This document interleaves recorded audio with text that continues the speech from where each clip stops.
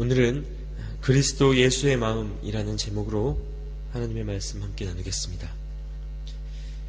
사람은 태어날 때부터 다른 사람에게 인정받고 싶어하는 욕구가 있습니다.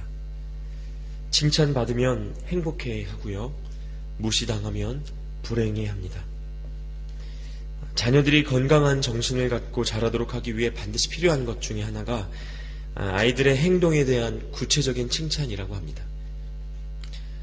예를 들면 동생에게 먹을 것을 양보했을 때 네가 이렇게 동생을 위해서 네가 먹을 것을 양보하다니 너무 잘했어, 너무 멋있어, 이렇게 이야기해주면 아이들은 씩 웃습니다. 그리고 그것을 기억합니다. 내가 이렇게 하면 칭찬받을 수 있겠구나 생각한다는 것입니다. 그래서 그 이후에도 비슷한 상황이 되면 같은 행동을 반복하게 된다는 겁니다. 칭찬받고 싶기 때문입니다. 다시 말해, 이 사람들이 하는 대부분의 선행에는 자기 자존감 세우기라는 숨은 목표가 있습니다. 어른이 되어서도 마찬가지입니다. 대통령 선거 시즌이 되면 갑자기 정치인들이 양복팔을 걷어붙이고 거리로 나가고 시장으로 나갑니다. 지하철 요금이 얼마인지 모르는 채 지하철 타고 갑니다. 서민들의 손과 발이 되겠노라는 각자의 노력을 보여주기 위해서 생전 안 끼던 고무장갑도 시장에서 끼고 술에도 나르고 때로는 환경미화원이 돼서 청소도 합니다. 그런데 이들이 하는 봉사의 특징이 무엇인지 아십니까? 다니면서 꼭 사람들에게 인사를 합니다. 안녕하십니까? 저 아무개 누구입니다. 그리고 그 모습을 어디선가 참 신기할 정도로 누군가 사진을 찍고 뉴스로 만듭니다. 그리고 선거가 끝나면 이들은 다시 보이지 않습니다. 이렇게 세상에서 낮아짐을 선택하는 사람들의 마음 중심은 그리 깨끗하지만은 않은 것 같습니다. 그야말로 인정받고자 하는 그 마음이 그 안에 있다는 것이죠. 그런데 이런 욕구 없이, 자기 자신을 위한 동기 없이 그저 낮아지기를 선택한 이가 계셨음을 성경이 증언하고 있습니다. 그가 누구입니까? 하나님의 본체 예수 그리스도셨습니다. 아이러니하게도 가장 높으신 하나님이신 그분이 가장 낮은 자리를 선택하셨다는 것입니다. 오늘 말씀은 이렇게 성육신하신 하나님, 예수님의 삶을 통해 우리 역시 그분의 마음으로 살아가기를 권고하고 계십니다. 그렇다면 오늘 말씀이 가르치시는 그리스도 예수의 마음이 무엇인지 조금 더 말씀을 구체적으로 보도록 하겠습니다. 첫째로, 예수님의 마음은 오늘 말씀 속에서 자기를 비우고 종이 되고자 하는 마음이다 라고 가르쳐 주십니다. 6절에서 7절까지의 말씀은 다음과 같습니다. 그는 근본 하나님의 본체시나 하나님과 동등됨을 취할 것으로 여기지 아니하시고 오히려 자기를 비워 종의 형체를 가지사 사람들과 같이 되셨고.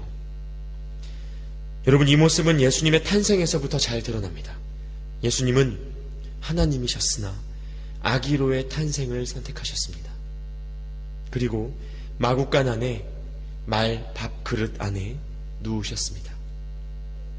바로 있는 그대로 우리와 같은 모습이 되시기 위하여 우리가 겪는 기쁨과 아픔과 슬픔과 그 모든 연약함을 동일하게 감당하시기 위하여 주님은 그렇게 낮은 데로 오셨습니다. 여러분, 우리 삶을 두르고 있는 수많은 것들이 있습니다. 그 모든 것들로부터 자유할 수 있기를 축복합니다. 예수 그리스도가 아닌 그 모든 것으로부터 우리가 자유해질 수 있기를 바랍니다.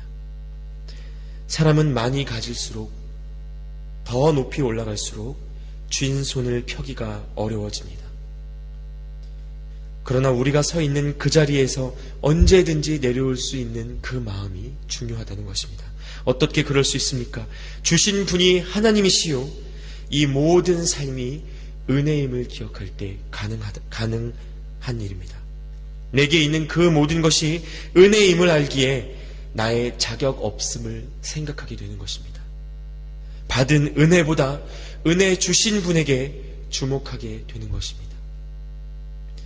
그래서 이런 사람은 자신의 삶이 주는 안정감, 세상이 주는 권위에 매이지 않습니다. 그리고 이런 사람만이 그 다음 단계 순종으로 나아갈 수 있습니다. 예수님이 이 땅에 계시는 동안 만났던 한 부자 청년은 가진 소유가 많아 그것을 뒤로하고 예수님을 따르는 데에 실패했습니다. 순종하기를 가로막았던 그의 소유, 그의 자리, 그것은 차라리 없는 것이 나았을 뻔했습니다. 그래서 오늘 말씀이 가르치시는 두 번째 예수 그리스도의 마음은 바로 죽기까지 순종하고 복종하신 마음입니다. 8절 말씀을 보겠습니다. 사람의 모양으로 나타나사 자기를 낮추시고 죽기까지 복종하셨으니 곧 십자가에 죽으심이라. 예수님은 자신의 영광에서 내려오는 것으로 그치지 않으셨습니다. 그분은 섬김을 받기보다 섬기기를 기뻐하셨고 우리와 같은 모습으로 오시되 더욱 낮은 자리로 오셔서 죽기까지 순종하셨다는 것입니다. 생명 주셨으니 정말 다 주신 것입니다. 세상은 말합니다. 다 주고 나면 네가 죽을 거라고. 다 주면 너 끝이야 라고 세상은 말합니다. 그러나 주님이 가르쳐 주신 것이 무엇입니까? 그분은 죽으실 뿐만 아니라 부활하심으로 말미암아 다 주되 죽기까지 줘도 결코 그것이 끝이 아님을 스스로 보여주셨습니다. 주님은 죽음을 이기셨습니다. 이것이 얼마나 놀라운 능력입니까? 그러므로 여러분, 나의 것을 내려놓고 순종하기를 두려워하지 마십시오. 예수 그리스도의 마음으로 살아가는 자, 그런 사람은 죽음도 그를 넘어뜨릴 수 없습니다. 그렇다면 마지막으로 오늘 말씀이 가르치시는 예수 그리스도의 마음은 무엇인가? 바로 하늘에 소망을 두는 마음임을 말씀이 가르치고 계십니다. 9절부터 11절까지의 말씀입니다. 이러므로 하나님이 그를 지극히 높여 모든 이름 위에 뛰어난 이름을 주사 하늘에 있는 자들과 땅에 있는 자들과 땅 아래에 있는 자들로 모든 무릎을 예수의 이름에 꿇게 하시고 모든 입으로 예수 그리스도를 주라 시인하여 하나님 아버지께 영광을 돌리게 하셨느니라. 예수님은 이 땅에서 우리가 받아야 할 모든 질고와 고통을 지고 가장 처참한 방법으로 십자가 위에서 죽으셨습니다. 창조주시요 왕이신 그분이 아무 흠모할 만한 모양도 없이 우리를 위해 우리가 되어 죽으셨습니다. 세상은 그런 예수님을 비웃고 못 받고 조롱하였습니다. 그러나 여러분, 이것이 끝이 아니었습니다. 세상에서 가장 약해 보이는 그의 죽음이 우리 모두를 살리는 능력이 되었음을 우리가 믿습니다. 건축자의 버린 돌이 집 모퉁이의 머릿돌이 되었다는 시편 기자의 고백처럼 예수님은 가장 낮아지심으로 인하여 가장 높아지심을 이루셨습니다. 그렇게 그분의 주 되심과 메시아 되심을 세상에 선포하신 것입니다. 세상은 이 비밀을 알지 못했습니다. 그리고 여전히 지금의 세상도 그 비밀을 알지 못하는 것 같습니다. 심지어 제자들까지 예수님에게서 이 땅의 권세와 권력을 기대하며 누가 좌편에 누가 우편에 앉을 것인지를 두고 싸우지 않았습니까? 그러나 주님은 내 나라는 이 세상에 속한 것이 아니니라 라고 말씀하셨습니다. 다시 말해 예수님께서는 죽으심과 부활하심을 통해 그저 눈에 보이는 현실에만 묶여 살아가던 죄인들에게 영원한 하나님 나라에 대한 소망을 허락해 주신 것입니다. 그러므로 여러분, 이 땅이 아니요 하늘의 소망을 두고 살아가시기를 축복합니다. 썩어지고 없어질 이 땅이 아니라 하늘의 보물을 쌓는 믿음으로 사시기를 축복합니다. 그 길이 무엇입니까? 바로 이 말씀 안에 답이 있습니다. 너희 중에 누구든지 으뜸이 되고자 하는 자는 너희의 종이 되어야 하리라. 인자가 온 것은 섬김을 받으려 함이 아니라 도리어 섬기려 하고 자기 목숨을 많은 사람의 대속물로 주려 하심이라. 아멘. 이 말씀이 우리 안에 이루어지길 축복합니다. 태어날 때부터 인정받고자 하는 인간의 속성, 칭찬받아야 행복해하는 사람의 마음, 누군가 봐줘야 나의 선행이 보상받은 것 같은 착각. 여러분, 우리가 이것을 넘어서야 합니다. 그리고 오늘 주님의 말씀대로 으뜸이 되고자 하는 자, 종이 되어야 한다라는 이 말씀 우리가 새겨야 합니다. 특별히 저희의 모국인 한국 사회는 전통적으로 계층의식을 갖고 있는 나라였습니다.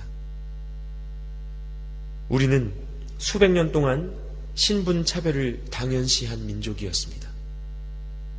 그 속에서 민족의 대표인 왕은 가장 큰 권위를 갖고 신하들을 부리는 존재였습니다.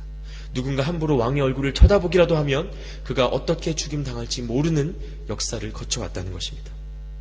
그래서 양반은 종을 부렸고 윗사람은 아랫사람을 부렸습니다.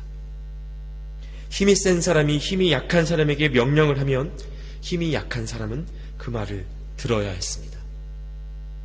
그리고 그게 싫으면 더 큰 힘을 가져야 했습니다. 그래서 우리 사회는 여전히 점점 높아지기 위한 과도한 경쟁으로 치닫게 되었습니다. 내가 이 정도 돈은 벌어야지, 이 정도 자리는 가야지, 안 그러면 나는 종처럼 살지 몰라. 부림받는 자가 되느니 부리는 자가 되어야지. 아마도 이러한 부분에 있어서 가장 과도한 경쟁을 겪고 있는 나라가 대한민국이 아닐지 모르겠습니다. 그러나 안타깝게도 이것은 하나님 나라의 원리와 정반대의 것입니다. 하나님 나라는 어떤 곳입니까? 먼저 된 자가 나중되고 나중된 자가 먼저 되는 곳입니다.